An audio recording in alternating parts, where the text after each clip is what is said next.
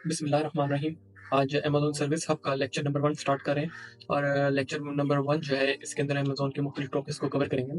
चलिए स्टार्ट करते हैं। इसके अंदर जो पहली चीज़ आएगी वो आएगी प्रोडक्ट रिसर्च। ये एक बेसिक जो चीज़ है अमेज़न पे काम करने के लिए कि हमारी प्रोडक्ट रिसर्च जितनी अच्छी होगी, हम उतनी ही ज़्यादा अच्छी प्रोडक्ट है उसको फाइंड कर सकते हैं। Product research is a process of analyzing current market trend to choose winning items, something that can generate high sale. जो विनिंग प्रोडक्ट है ऐसी प्रोडक्ट होती है जो आमतौर पर ज्यादा मुनाफा दे और ज्यादा क्वांटिटी में सेल हो। जब भी हम कोई प्रोडक्ट सर्च करेंगे तो हमारे ज़हन में सबसे पहले यही हुआ कि उसकी सेल और प्रॉफिट जो है हमें ज़्यादा मिले। ठीक है? और ये आइडिया हमें प्रोडक्ट को सर्च करने से ही मिलता है इसके अंदर।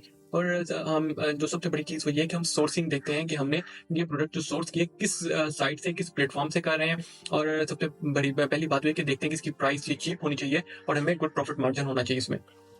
प्रोडक्ट रिसर्च जो है वो बेसिक एक चीज़ है। इसको हम जब स्टार्ट में शुरू करते हैं मुख्तलिफ प्लेटफॉर्म्स पे जाते हैं। मेड इन चाइना है, अलीबाबा है, अली एक्सप्रेस है, अमेज़न खुद एक प्लेटफॉर्म, इसके ऊपर हम रहते हैं। बहुत सारी प्रोडक्ट को हम सर्च कर सकते हैं क्योंकि हर रोज नई से नई प्रोडक्ट इसके ऊपर लिस्ट हो रही होती है। हमें वहां से भी आइडिया मिल जाता है कि प्रोडक्ट जो है वो कैसी चल रही है, उसका प्रॉफिट मार्जिन कैसा है। अब प्रोडक्ट जो है वो रिसर्च करनी होती है तो हमें उसकी दो चीजें आती हैं, एक प्रोडक्ट सर्च, एक प्रोडक्ट रिसर्च और एक प्रोडक्ट वैलिडेशन।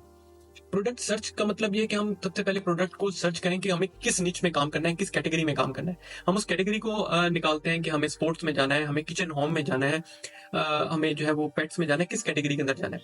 पहली तो चीज हम कैटेगरी को हम निकालेंगे। ठीक है? फिर उस कैटेगरी के ऊपर काम करते हैं, हम प्रोडक्ट की जो है रिसर्च शुरू करते हैं।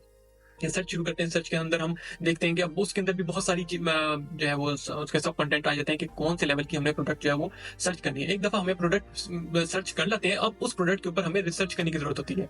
अब प्रोडक्ट रिसर्च क्या है? ये कैसी तहकीक है कि इसमें प्रोडक्ट को मार्केट में जाने से पहले कुछ जरूरी काम कर लेते हैं। मकसद प्रोडक्ट की तमाम मालूमात को कस्टमर के पॉइंट ऑफ व्यू से इकट्ठा करते हैं ताकि हमारा पैसा भी जाया ना और वक्त भी जाया ना हो, और पैसा और वक्त दोनों जाया होने से बच जाए। इसके लिए हमें कस्टमर के पॉइंट ऑफ व्यू, कस्टमर की बसीरत पे जो हमें निगाह रखने की जरूरत होती है कि वो कैसी प्रोडक्ट को पसंद कर रहा है, वो कैसी कैसी प्रोडक्ट को लाइक कर रहा है उसके अंदर।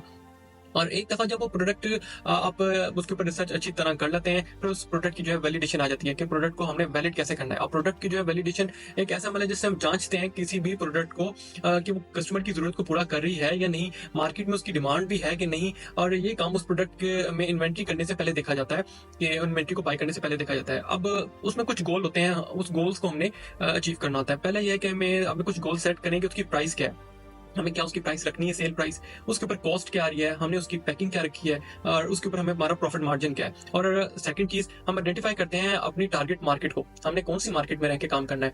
हमारी मार्केट आया यूएस में है, कनाडा में है, यूके में है या यूरोप में है। अब तो सऊदीया में, यूएई में भी स्टार्ट हो चुका हुआ है, और ऑस्ट्रेलिया भी इसकी अच्छी मार्केट है। तो हमने किस मार्केट में रह के काम करना है।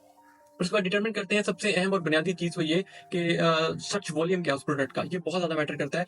आप एक प्रोडक्ट जो है वो सर्च कर लेते हैं, आप सब कुछ कर लेते हैं, आप सिर्फ यही नहीं देखते कि उसके ऊपर जो है वो कस्टमर सर्च भी कर रहा है कि नहीं, कस्टमर को उस प्रोडक्ट की जरूरत है भी कि नहीं। अगर कस्टमर को उस चीज की जरूरत होगी तो वो उसको सर्च करेगा, बार बार सर्च करेगा। इसका एक वॉल्यूम जनरेट होता है। गूगल के ऊपर भी, अमेजोन के ऊपर भी, जितने भी प्लेटफॉर्म है वो एक वॉल्यूम जनरेट करते हैं। उससे में अंदाजा हो जाता है कि इस प्रोडक्ट की जो है वो सर्च है कि नहीं।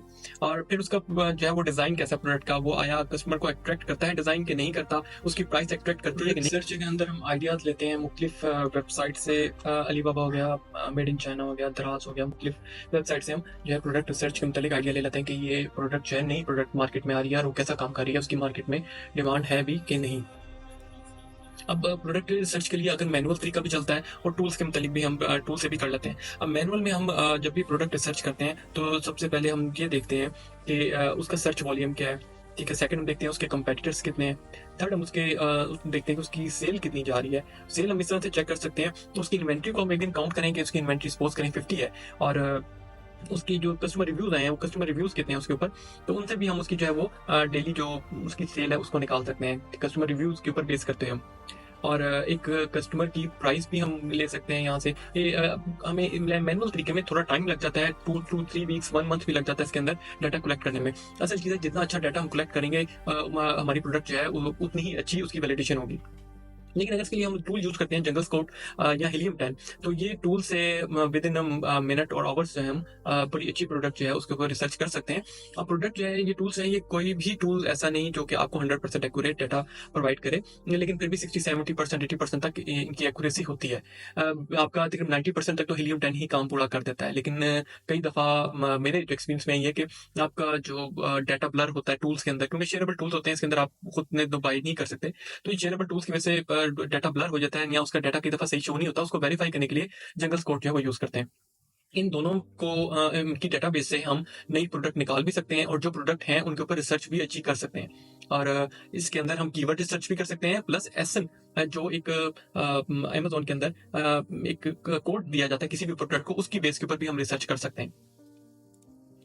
अब वंस हमने एक जो है हमें आइडिया मिल गया, तो हम कोशिश करेंगे कि प्रोडक्ट कोई अच्छी सिलेक्ट करें, फिर उस प्रोडक्ट के ऊपर जो है हम उसकी वैलिडेशन जो है उसको अच्छे तरीके से लेकर चलें। और प्रोडक्ट की वैलिडेशन अगर हो जाती है तो वो प्रोडक्ट हमारे लिए विनिंग प्रोडक्ट में आ जाती है। अब प्रोडक्ट की वैलिडेशन जो है वो कैसे की जाएगी? सेम जो टूल्स मैंने आपको बताया जंगल स्काउट और हीलियम 10 है, इनकी एक्सटेंशन आती है जो क्रोम में इंस्टॉल करते हैं हम, और वो क्रोम में एक्सटेंशन जो है वो जब भी हम किसी प्रोडक्ट को जब सर्च करते हैं, तो वहाँ पे राइट हैंड अपर लेवल को कॉर्नर के ऊपर आपकी प्रोडक्ट जो ये टूल्स हैं इनकी एक्सटेंशन नजर आती हैं। अब उन जो एक्सटेंशन है उसको रन करके हम किसी भी जो प्रोडक्ट है उसका डाटा जो है इकट्ठा कर सकते हैं। हमारे पास एक डाटाबेस पूरी एक्सेल में बन जाती है, एक्सेल शीट के अंदर हम उसके सारे व्यूज, रेटिंग, प्राइस, हर तरह उस प्रोडक्ट के उसके ऊपर एनालिसिस कर लाते हैं और उसको चेक कर लाते हैं। अब जब भी हम प्रोडक्ट जो है वो प्राइवेट लेवल में हम देखते हैं, तो उसमें मेन चीज़ हम ये देखते हैं कि जैसे ही हम कंपेटिटिव जो प्रोडक्ट अमेजोन पे निकालते हैं, हमारे सामने कोई 50 इतनी प्रोडक्ट निकल आती हैं। हम क्रोम एक्सटेंशन में जो हीलियम 10 की एक्सटेंशन है जिसको हम एक्सरे कहते हैं, उसको रन करते हैं, तो हम टॉप 10 जो सेलर हैं उनके ऊपर हम रिसर्च करते हैं। इसको हमने सॉर्टिंग नहीं करना, हमें बिल्कुल ऑर्गेनिक जिस तरह रिजल्ट है हमने इसको वैसे ही रखना है। फिर हम इसमें देखते हैं कि जो टॉप 10 सेलर हैं उनके रिव्यूज अगर 400 से कम है तो प्रोडक्ट हमारे लिए बहुत अच्छी है। और ये यूएस की बात करूं, अगर हम यूके में देखें इसको, और यूके में हम ये देखेंगे कि टॉप 10 सेलर जो है उसमें 3 कम मिनिमम सेलर कम से कम ऐसे जिनके रिव्यूज 200 से कम हो। क्योंकि लाजमी बात है, जब किसी प्रोडक्ट के ऊपर रिव्यूज जितने ज्यादा होंगे हमारा रैंक होना वहां पे उतना ही मुश्किल हो जाएगा। जितने कम रिव्यूज होंगे हमारे लिए उस प्रोडक्ट को रैंक करना उतना आसान हो जाएगा। एक चीज मैं आपको बताता चलूं इसके अंदर कि आप एक प्रोडक्ट सर्च कर लाते हैं, प्रोडक्ट बहुत अच्छी है, ठीक है, आप हर तरह से सेटिस्फाई हैं कि जी ये प्रोडक्ट सेल होगी, प्राइस भी अच्छी है, आप पैकेजिंग बहुत अच्छी बनाते हैं, आप उसका लोगो बड़ा अच्छा क्रिएट करते हैं, ईच एंड एवरीथिंग आप उसको मार्केट में देखते हैं कि मैं अपने कंपेटिटर्स के मुकाबले में इसको लॉन्च करूं तो मेरी प्रोडक्ट जो है वो बड़े अच्छे प्रॉफिट मार्जिन पर बिकेगी। लेकिन अगर आप एक पॉइंट उसको नहीं चेक करेंगे, वो है कंपेटिटर्स। उसके कंपेटिटर्स कितने हैं मार्केट के अंदर? अगर तो उसके अंदर कंपटीशन प्रोडक्ट के अंदर बहुत ज्यादा है, ठीक है, तो आप जितनी अच्छी प्रोडक्ट ले आए आप कभी भी विन नहीं कर सकते, ठीक है। और ये सबसे ज्यादा जो है प्रॉब्लम होती है। अब एक प्रोडक्ट है, उसके रिव्यूज भी हाई हैं, उसमें कंपटीशन भी बहुत ज्यादा है।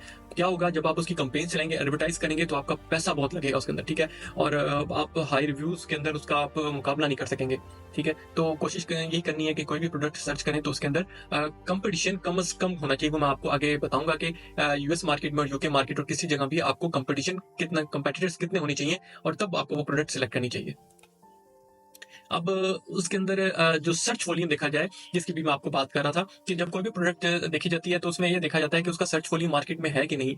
अब जिस मार्केट को आपने टारगेट किया, अब जिस मार्केट को आपने टारगेट कर रहे हैं वहां के लोग जो है वो प्रोडक्ट ऑनलाइन सर्च कर भी रहे हैं कि नहीं कर रहे। अगर कर रहे हैं तो यूएस में उसका जो है वो सर्च वॉल्यूम जो है मिनिमम 10,000 या इससे ऊपर होना चाहिए, और यूके के अंदर जो है उसका 5,000 या इससे ऊपर होना चाहिए। और मैक्सिमम मेरे एक्सपीरियंस के मुताबिक 40,000 तक सर्च वॉल्यूम जो है वो आप उसको उस पर काम कर सकते हैं। अगर 40,000 से सर्च वॉल्यूम ऊपर चला जाता है तो वो बहुत ज़्यादा फिर कंपटीशन में भी वो प्रोडक्ट आ जाती है। इसलिए सर्च वॉल्यूम कोशिश करें 10,000 टू 40,000, मैक्सिमम 50,000 तक हो। इससे ऊपर का कंपटीशन जो सर्च वॉल्यूम है आप उसको ना करें। जितना ज़्यादा सर्च वॉल्यूम होगा, लाजमी बात है बहुत सारे लोग भी जो कंपटीटर हैं उसमें आएंगे और कंपटीशन उसमें बढ़ जाएगा। अब प्राइस क्या होनी चाहिए इसके अंदर? जो मेन चीज़ है कि कस्टमर की अप्रोच कितनी है। आप कस्टमर के पॉइंट ऑफ व्यू से जब एनालिसिस करेंगे उस प्रोडक्ट के, जब क्रोम में उसकी एक्सरे एक्सटेंशन को रन करेंगे, तो आपने सबसे पहले अहम चीज़ वो ये देखनी है कि इसकी प्राइस जो है वो 11.99 से 39.99 के बीच में हो। और कम से कम जो है वो 6 सेलर ऐसे हैं जो कि टॉप 10 में जो कि इस रेट में उसको सेल कर रहे हैं।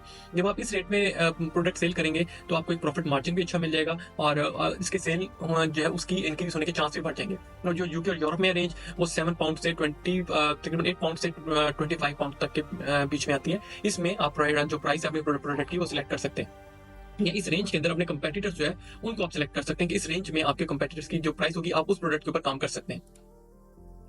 और कंपीटिंग प्रोडक्ट क्या आ जाती है, जिसका मैंने अभी आपको बताया कि आप बहुत अच्छी प्रोडक्ट सोर्स कर लेते हैं, उसकी प्राइस कस्टमाइजेशन हर चीज एंड एवरीथिंग कर लेते हैं। अगर आप उसके कंपीटिंग प्रोडक्ट जो कंपेटिटर्स हैं उसको अपनी फर्स्ट प्रायोरिटी में नहीं रखेंगे, आप वो विनिंग प्रोडक्ट कभी नहीं निकाल सकते। अब यूएस मार्केट के अंदर 2000 से ज्यादा कंपटीशन वाली प्रोडक्ट नहीं होनी चाहिए उस एक निच के अंदर, और यूके के अंदर 1000 से ज्यादा। कोशिश करें कि 2000 से कम हो प्रोडक्ट यूएस के अंदर। तो अगर 2000 से आपको कम कंपेटिटर्स मिलते हैं उसके अंदर तो आपको अपनी प्रोडक्ट को रैंक करना भी बड़ा आसान हो जाएगा और उसके ऊपर पीपीसी के ऊपर आपका बजट भी बहुत कम लगेगा।